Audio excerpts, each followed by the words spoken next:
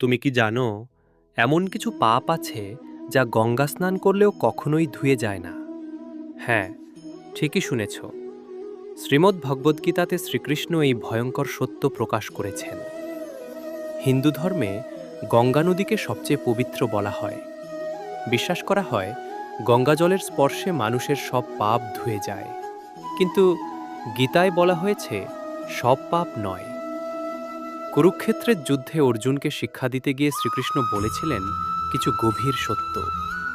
প্রথমত, যে পাপ আমরা ভুল করে করি, ঈশ্বর সেই পাপ ক্ষমা করতে পারেন। কিন্তু যে পাপ আমরা জেনে শুনে পরিকল্পনা করে করি, সেই পাপ কখনোই ক্ষমা হয় না। এই পাপের ফল ভোগ করতেই হয়।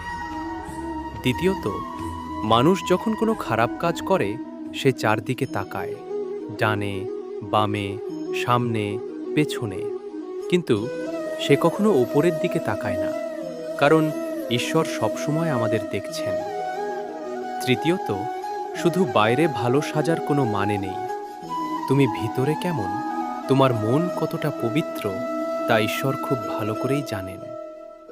চতুর্থত, শুধু দুর্বল মানুষই সবকিছু ভাগ্যের উপর ছেয়ে দেয়। শক্ত মানুষ নিজের পরিশ্রমে নিজের ভবিষ্যৎ তৈরি করে। এবং সবশেষে শ্রীকৃষ্ণ বলেছেন, তুমি যে কাজই করো, আগে ভগবানের উদ্দেশ্যে নিবেদন করো, তাহলেই তোমার জীবন হবে শান্ত এবং ভারমুক্ত। মনে রেখো, গঙ্গা স্নান তোমার শরীর পরিষ্কার করতে পারে, কিন্তু তোমার মন পরিষ্কার করতে হলে তোমাকেই বদলাতে হবে।